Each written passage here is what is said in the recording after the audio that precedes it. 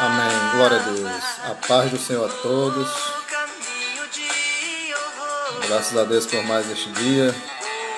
Estamos aqui nesta noite de sábado. Amanhã é Dia das Mães. E hoje à noite já está começando a Escola Bíblica Dominical. Nossa EBD, que geralmente é no domingo, mas vamos antecipar para hoje à noite, onde vamos trazer a lição de número 6. Amém? Somos a Assembleia de Deus, Congregação Manaim, em Extremóis, dirigida pelo pastor Edson de Oliveira, presidente do campo de Extremóis, e o nosso dirigente de congregação é o diácono Jailson Bellarmino. Vamos esperar as pessoas chegarem aí na live.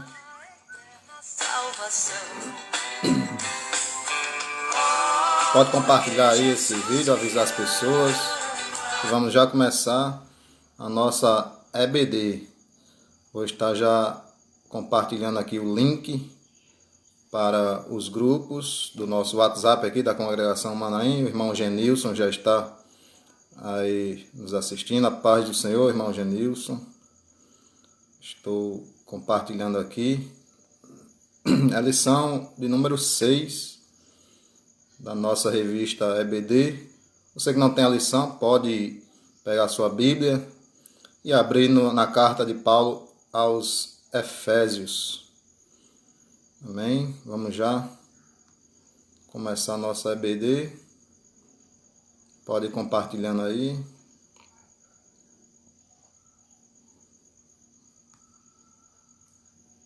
Você já pode mandar seu comentário aí, tá certo? Mandar a paz do Senhor aí, seus cumprimentos. Durante a lição, durante a aula, pode enviar suas perguntas, tá certo? Estaremos aqui à disposição para tirar todas as dúvidas.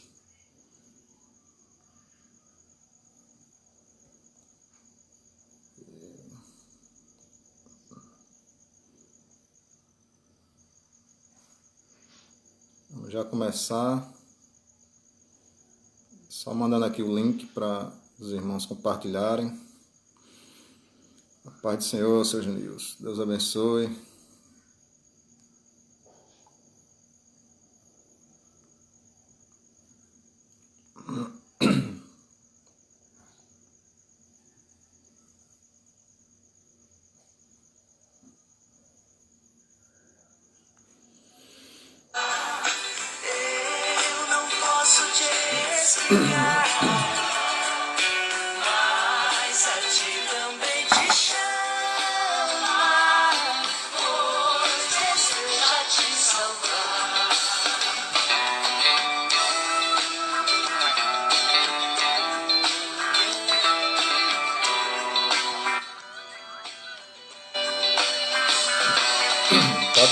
Pode compartilhar aí nos grupos. Vamos já começar a EBD. Aula de número 6.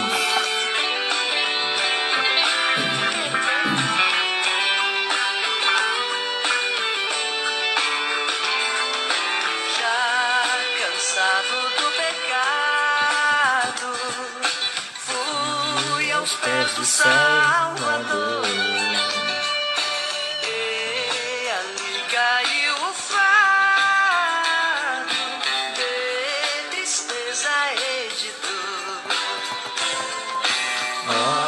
Porque Jesus me ama, eu não posso te explicar, mas a ti também te chama, pois deseja te salvar. Como é maravilhoso pertencer ao meu Jesus.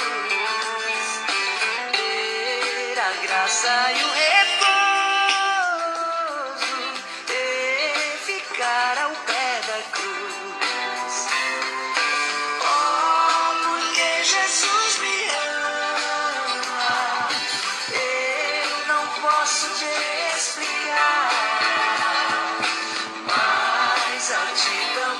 Vamos já começar a nossa escola bíblica, carta de Paulo aos Efésios. Estamos vivendo essa pandemia, estamos vivendo esse período de isolamento social. Então, não estamos nas nossas congregações, mas temos esse meio de fazer o nosso contato, as nossas aulas da EBD, da Escola Bíblica, por meio da internet, tá bom? Então você já pode compartilhar aí, vamos começar já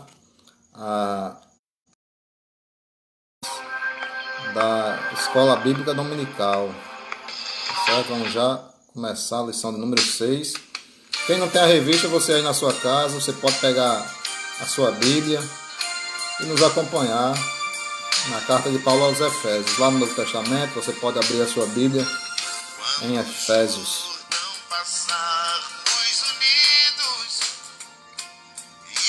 Desidério, boa noite. Desidério está nos assistindo aí, sempre nos acompanhando. Deus abençoe. Carta de Paulo aos Efésios. Estamos estudando a lição número 2, que tem por título, essa lição é a número 6, no capítulo 2 de Efésios. Na revista é a lição de número 6. Certo? E ela tem por título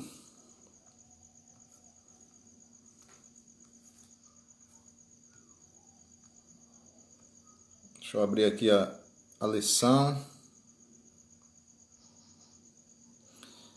É a lição de 10 de maio de 2020, que no caso estamos antecipando para hoje, 9 de maio. O título é A Condição dos Gentios sem Deus. Título: A Condição dos Gentios sem Deus. Texto áureo se encontra lá em Efésios capítulo 2, versículo 11, que diz assim: Portanto, lembrai-vos de vós noutro tempo, éreis gentios na carne, e chamados incircuncisão pelos que na carne se chamam circuncisão, feita pela mão dos homens.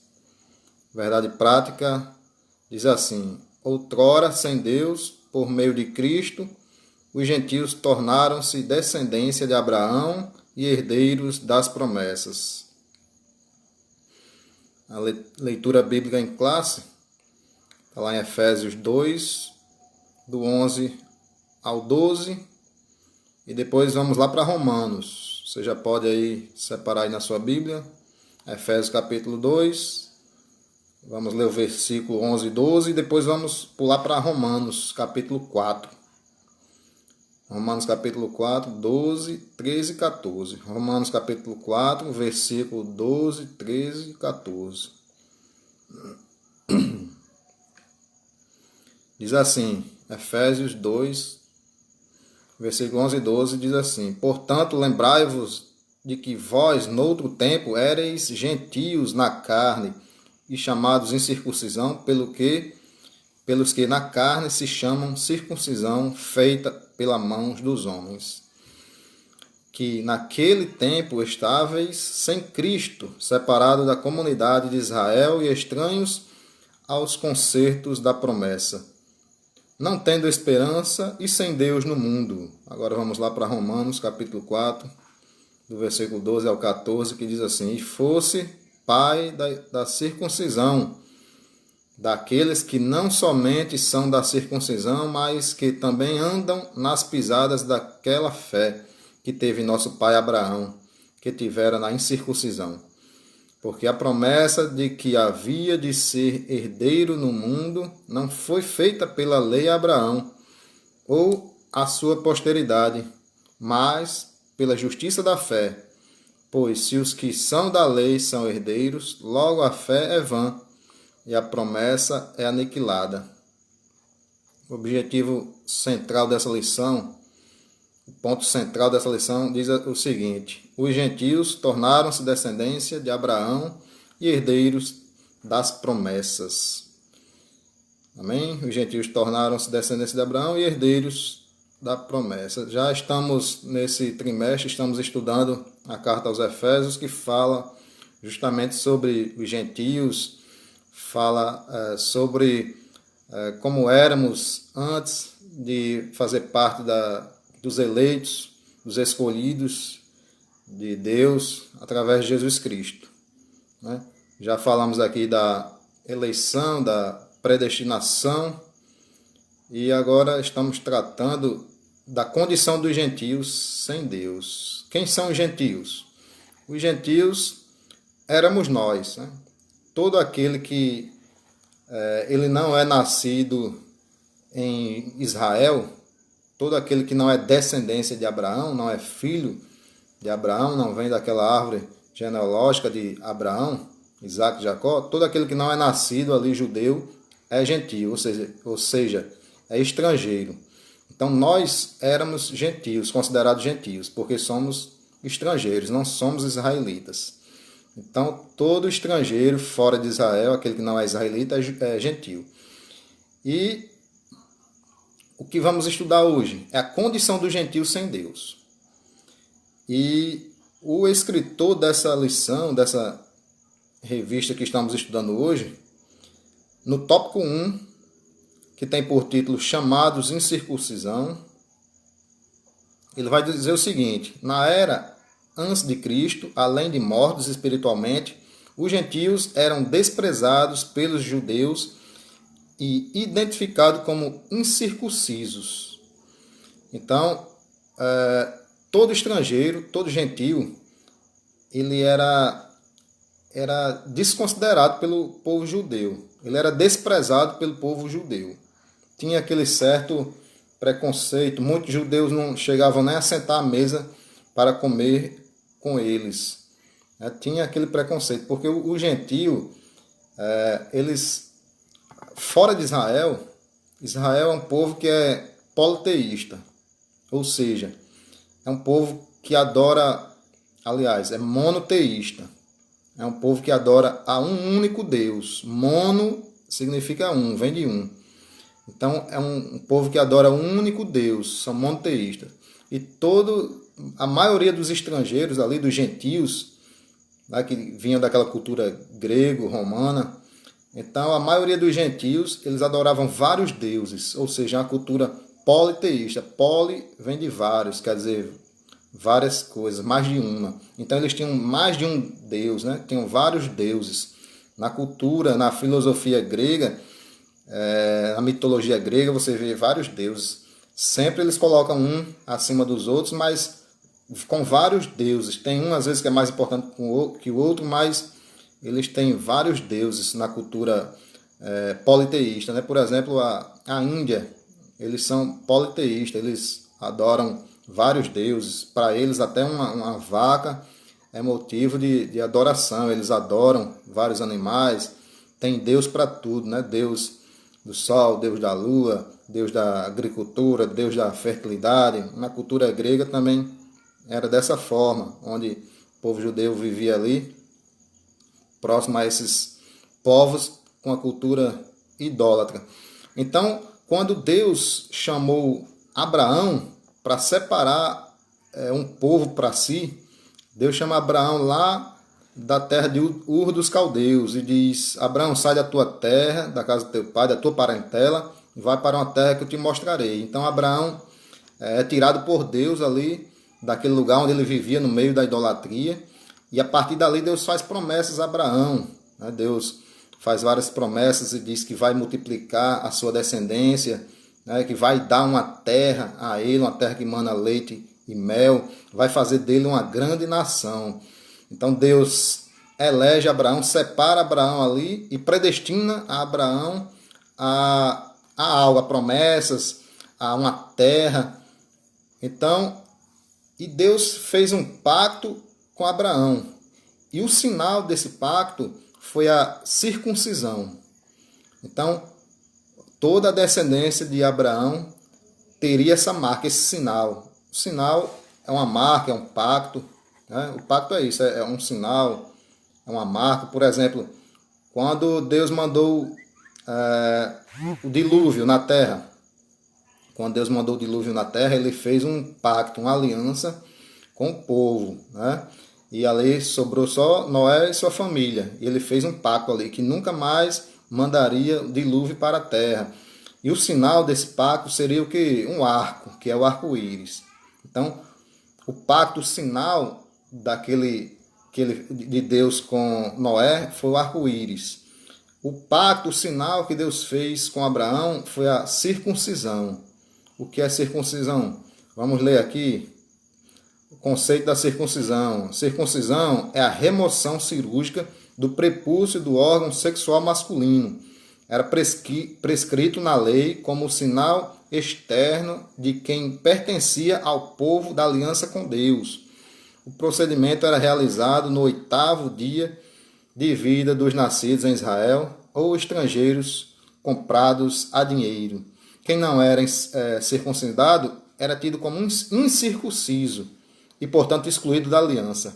A circuncisão tornou-se um sinal que distinguia os judeus dos demais povos gentílicos. Então, circuncisão é isso. Circuncisão é uma cirurgia feita ali no órgão masculino, né? Faz uma pequena cirurgia ali, tirando o prepúcio ali, né? Fazendo aquela cirurgia, remoção no prepúcio ali masculino. E essa cirurgia era feita em crianças, né? Ao 8º dia de nascido, todo nascido de Israel, todo judeu, toda criança judaica, hebreia, toda criança judia, era feita essa pequena cirurgia.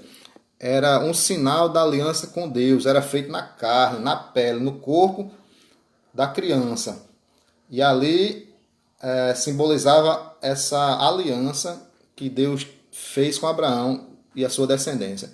Deus marcou, colocou a sua marca, o seu pacto, e através desse pacto Deus fez esse sinal com o povo de Israel, fazendo com que todo filho, toda criança, todo homem que nascesse ao 8º dia passasse por essa pequena cirurgia e fosse retirada ali aquela parte, a pele do prepúcio do órgão masculino, do órgão sexual masculino.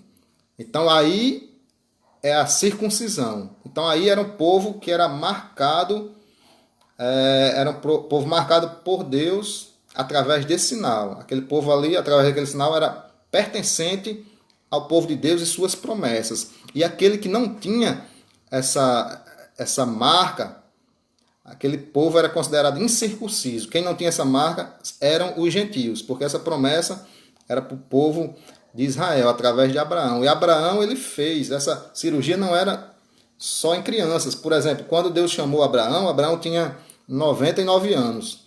Então Deus disse isso a Abraão, Abraão tinha 99 anos. Abraão, esse pacto, esse sinal aqui, essa circuncisão, você vai fazer em todas as crianças que nasceram ao 8º dia.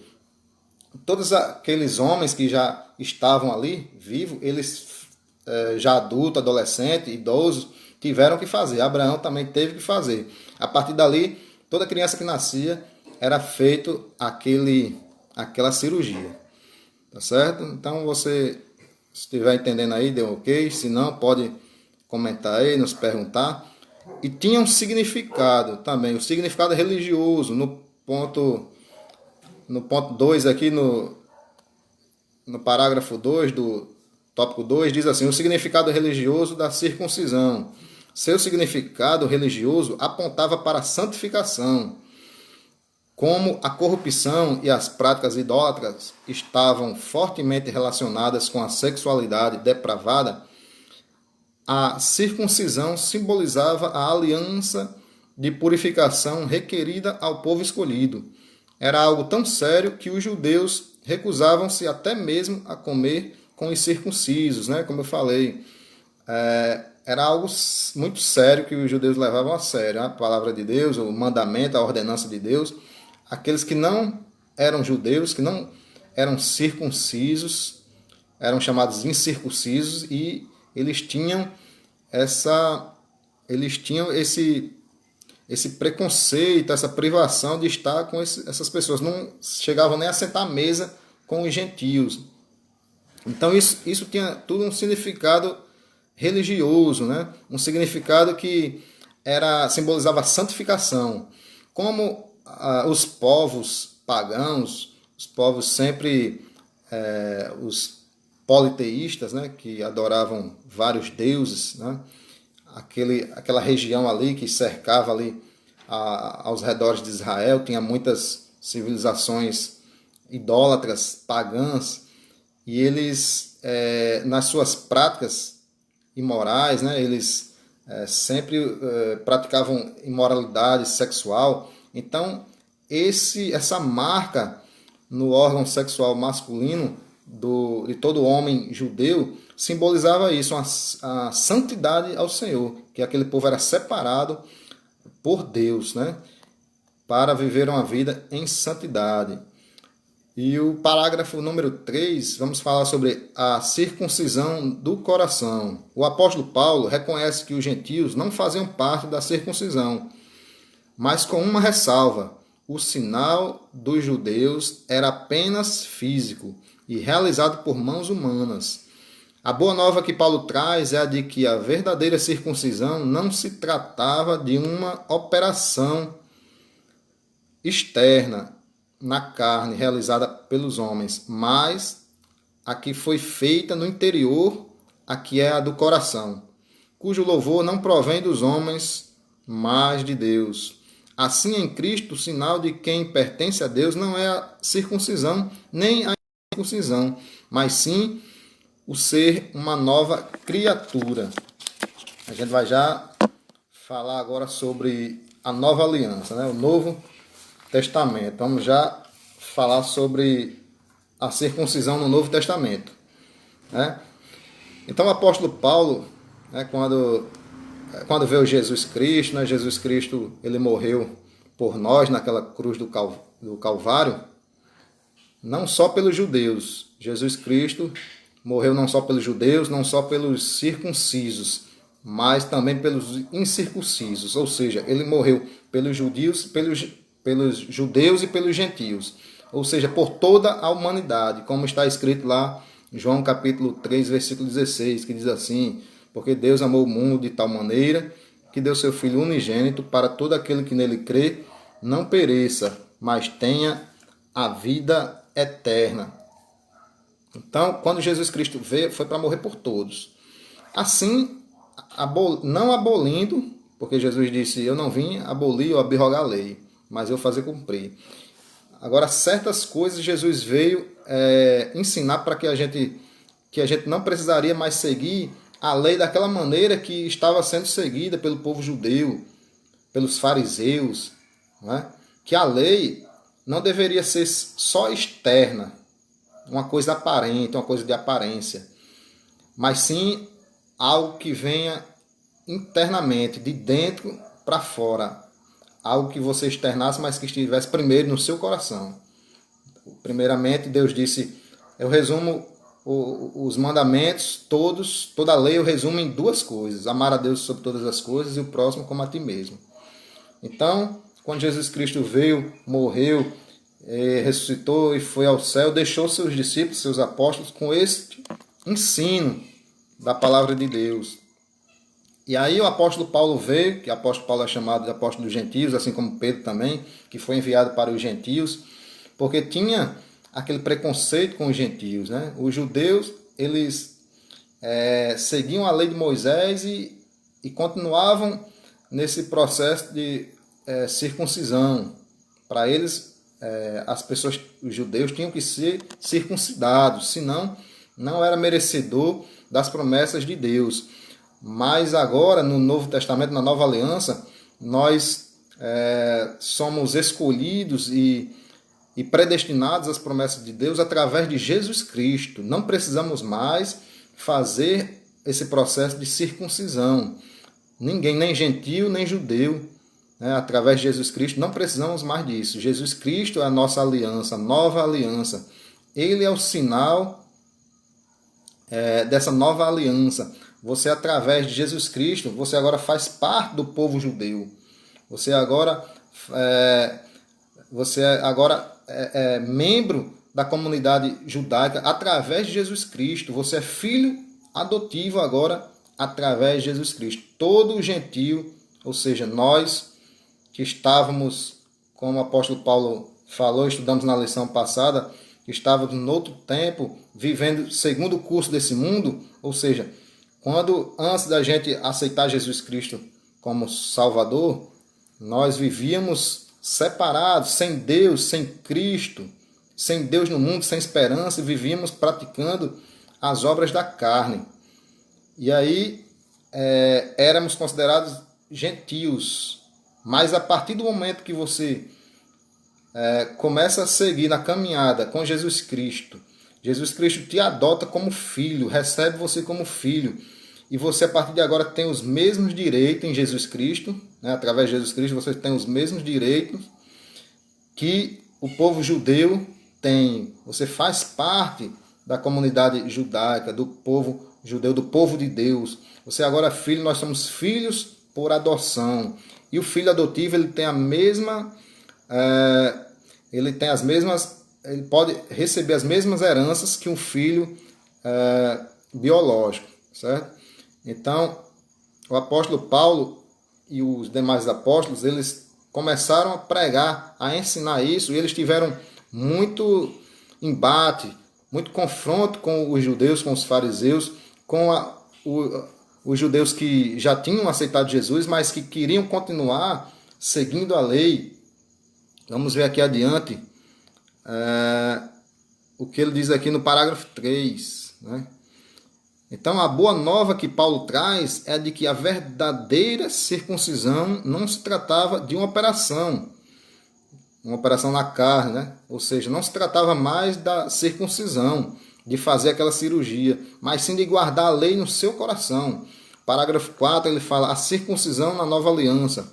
O assunto da circuncisão gerou discussões acaloradas entre os judeus e gentios, conforme vamos ler aí um pequeno versículo. Aí, se você tem sua Bíblia, pode abrir aí em Gálatas, capítulo 5, versículo 2 e 3. Gálatas 5, 2 e 3, para você ter uma ideia de como isso foi discutido entre os judeus, entre os apóstolos, entre os fariseus, mesmo entre aqueles cristãos judaicos, aqueles cristãos que tinham se convertido, mas queriam ainda continuar, tinham dúvidas se continuavam ou não, e muitos queriam continuar só para não ser perseguidos pelo o povo, para não ter preconceito. Eles queriam continuar com essas práticas, seguindo a lei, só para não ter preconceito com eles, para eles não serem perseguidos. Lá em Gálatas, o apóstolo Paulo, no capítulo 5, versículo 2 e 3, ele diz assim: eis que eu, Paulo, vos digo, que se vos deixar de circuncidar, Cristo de nada vos aproveitará.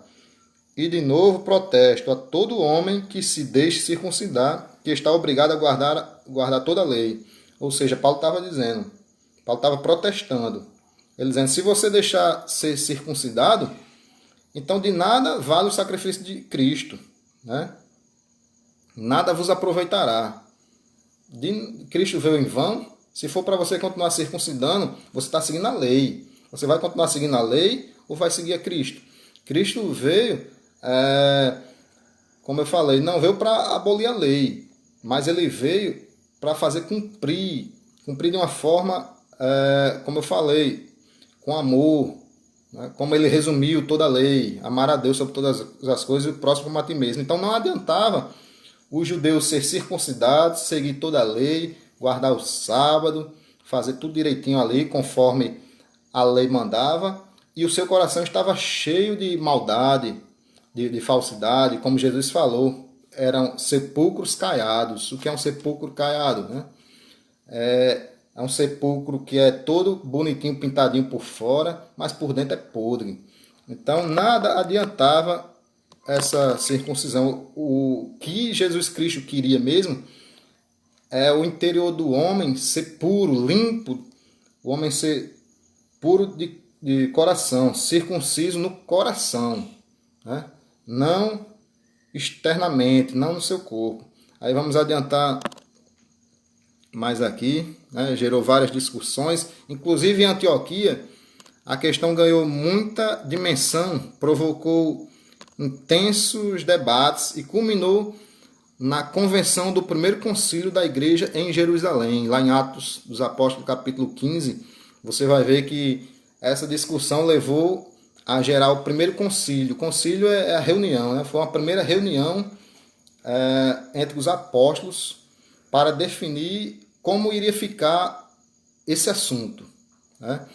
Então, o autor aqui da revista, ele diz assim: a deliberação dos apóstolos sobre o assunto, sobre a orientação do Espírito Santo, passou a enfatizar que a nova aliança, a circuncisão, somos nós que servimos a Deus no Espírito e nos gloriamos em Jesus Cristo e não confiamos na carne.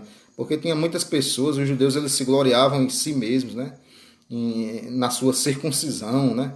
Eles se consideravam superiores aos outros povos, aos gentios, porque eles, através dessa circuncisão, eles tinham essa promessa, a promessa de ir para uma terra que Deus separou para eles, né? Ser herdeiro das promessas de Abraão. Eles tinham orgulho, bater no peito, né? E diziam: eu sou descendência de Abraão, eu sou circunciso, eu faço parte do povo de Deus, que vai herdar a vida eterna, que vai herdar toda aquela terra que mana leite e mel, toda aquela terra de Israel, as promessas que Deus fez a Abraão. Eu faço parte. Eles se gloriavam, batiam no peito, se gloriavam disso através da circuncisão. Então, o concílio entre os apóstolos foi justamente para definir essa situação e para que todos entendessem que Cristo veio não mais para que o homem fosse marcado através da sua carne, através da circuncisão, mas sim que o homem tivesse a nova aliança em Jesus Cristo, do sangue do Cordeiro, do sangue de Jesus Cristo que foi derramado ali por nós na cruz do Calvário. Então a nova aliança, o novo pacto era o sangue de Jesus, que nos purifica de todo pecado, e assim ele pagou o preço por toda a humanidade, através do sangue, não através de uma cirurgia no prepúcio, de uma cirurgia no órgão masculino. Não, ele não comprou o homem através disso, mas sim através do seu sangue, que a Bíblia diz que foi um alto preço. Amém? Então vamos adiantar aqui no tópico 2, o penúltimo tópico, o tópico 2, fala sobre estranhos ao concerto da promessa. Nessa parte, o apóstolo Paulo aponta a situação dos gentios. Naquele tempo, estáveis sem Cristo, separados da comunidade de Israel e estranhos aos concertos da promessa. Uma vida sem Cristo. Ao descrever a história passada dos gentios, o apóstolo traz à memória que naquele tempo, isto é, antes da regeneração, eles viviam imersos no paganismo e, portanto, sem Cristo. Isso indica que a religiosidade dos gentios era incapaz de inseri-los na promessa messiânica de salvação. Também significa que eles desconheciam a Cristo, como também eram indiferentes às promessas acerca dele e da sua obra. Então o apóstolo Paulo diz que naquele tempo, antes da regeneração, eles viviam imersos no paganismo. Então antes da regeneração, antes de aceitar a Jesus, de seguir na nova caminhada, nós vivíamos imersos no pecado. Muitos viviam nas práticas mundanas, nas práticas da prostituição, viviam praticando coisas indevidas, coisas ilícitas, mas a partir do momento que aquela pessoa teve um encontro com Jesus Cristo, ela se tornou uma nova criatura. Antes, ela vivia sem esperança, sem Deus no mundo. Ou seja, ele tratando aqui com aqueles gentios daquela época, isso a gente pode aplicar para nós nos dias de hoje também. Mas aqui, voltando para aquela época, os gentios daquela época, eles estavam sem Deus no mundo. Eles tinham vários deuses, eram politeístas, como eu falei, adoravam vários deuses, mas o Deus único e verdadeiro eles não conheciam. Ou seja, Paulo diz que eles estavam sem Deus no mundo e sem esperança.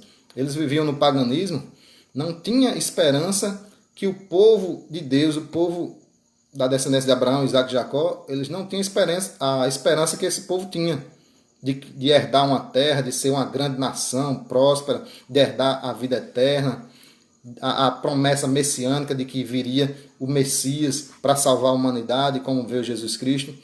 Então os gentios não tinham essa esperança, não tinha Deus no mundo, consequentemente não tinha essa esperança de vida eterna e de salvação em Cristo Jesus. Amém? Vamos adiantar aqui na lição. No parágrafo 2 do tópico 2 diz assim: separados da comunidade de Israel. Ainda no versículo 12 o apóstolo salienta a desvantagem de os gentios não pertencerem à comunidade de Israel.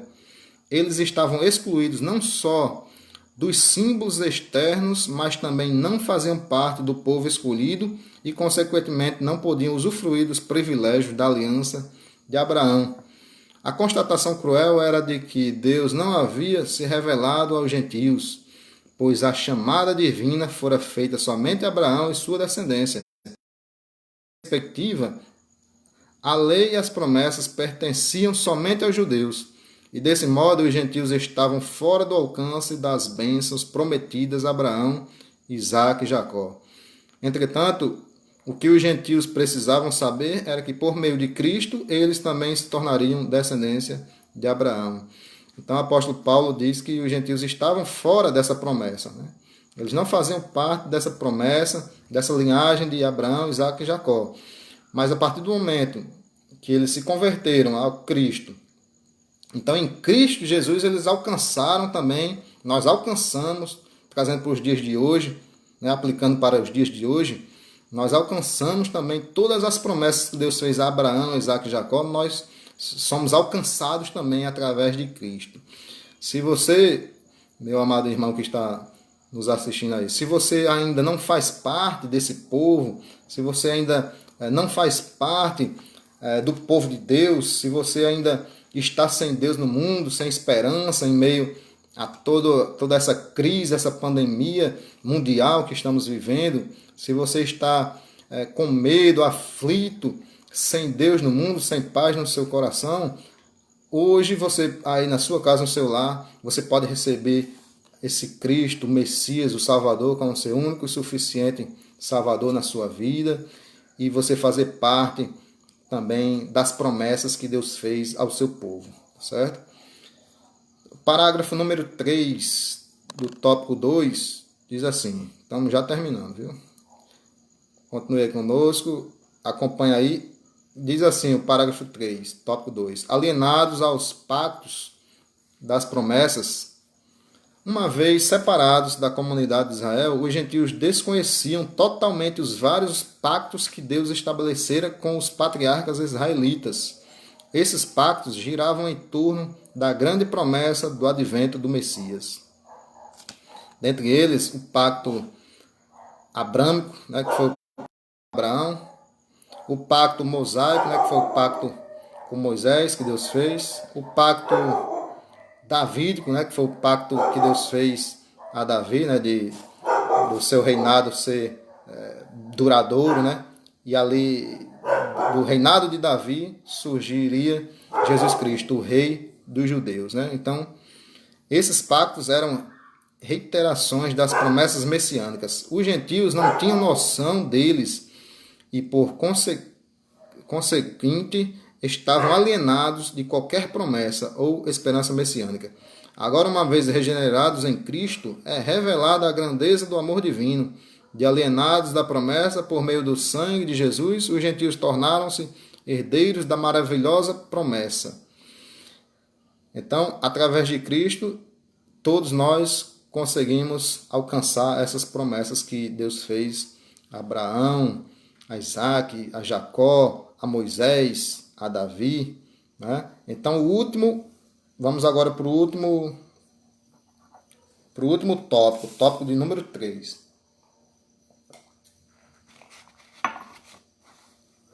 Tópico de número 3. Sem esperança e sem Deus. O autor da revista, ele escreve aqui o seguinte: agora Paulo passa a descrever a situação dos gentios que viviam não tendo esperança e sem Deus no mundo. Parágrafo 1 do tópico 3 diz assim: desprovidos de esperança. A palavra esperança traz a ideia de confiança, ou seja, esperança traz a ideia de confiar. E nas Escrituras, o seu principal uso está ligado à confiança nas promessas divinas. Podemos afirmar que os gentios eram desprovidos dessa esperança por causa da parte da filosofia grega, que descartava a possibilidade de uma vida além do túmulo. Ou seja, os gregos eles não acreditavam na ressurreição. Né? Então, eles não tinham essa esperança.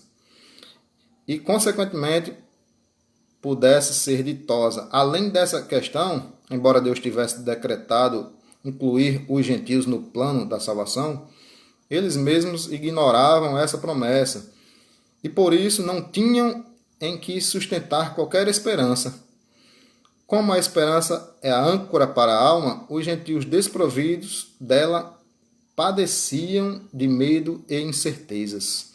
Por conseguinte, a falta de esperança e de paz revelava a ausência de Deus. Então, através da cultura grega, através do paganismo, da cultura que eles tinham, a cultura pagã, eles não tinham esperança de uma vida eterna, assim como Jesus Cristo pregou a vida eterna. Eles não conseguiam entender, eles não tinham essa noção.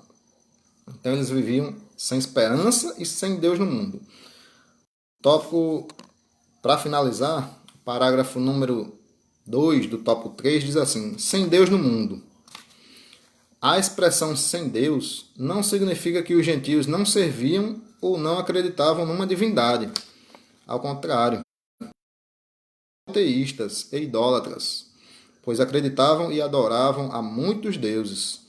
Assim, por meio de seu paganismo, estavam alienados de Deus, que havia se revelado a Israel. Alienado dá a entender, significa ser separado, descartado, separado.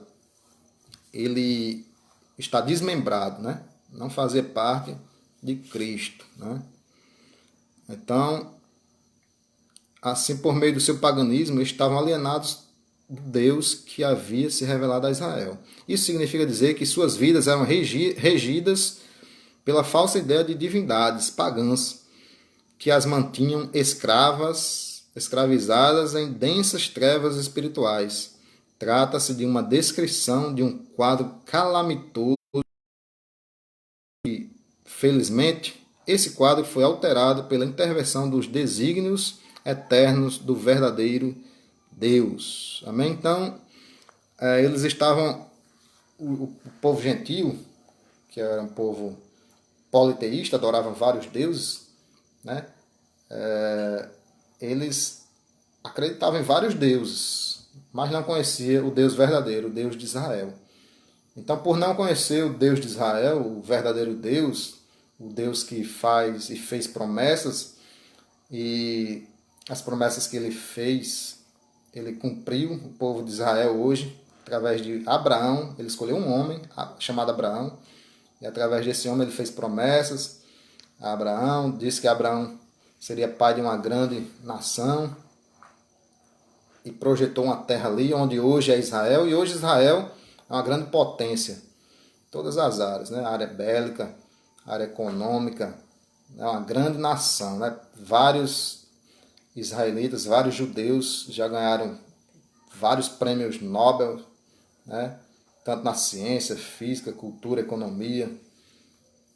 Então Deus cumpriu as promessas e ainda tem outras promessas a se cumprir, como a promessa da vida eterna através de Cristo Jesus. Então, o povo gentil, nós que éramos gentios também, ou gentílicos, nós não conhecíamos a esse Deus verdadeiro e não sabíamos das promessas que ele tinha feito a Abraão, através dos seus servos e através do Messias que viria, que veio, que foi Jesus Cristo, da vida eterna. Então hoje nós conhecemos as promessas que Deus fez a Abraão, Isaac e Jacó, as promessas que ele fez a Davi, a Moisés, e nós hoje, através de Cristo, fazemos parte também desse povo, espiritualmente falando, Nós fazemos parte desse povo e vamos herdar as mesmas promessas. Vamos herdar a principal delas, a vida eterna em Cristo Jesus, tá certo? Então hoje foi a aula de número 6, que já finalizamos aqui, graças a Deus. Obrigado a vocês aí que estiveram aí esse tempo nos acompanhando. Um abraço aí a Iranilton Vieira, né? Deus abençoe Iranilton, sempre nos assistindo também. Deus continue abençoando. Flávio, Flávio Barbosa, Deus abençoe aí, obrigado aí. Que Deus continue vos abençoando. E Israel se tornou tanto como a areia da praia.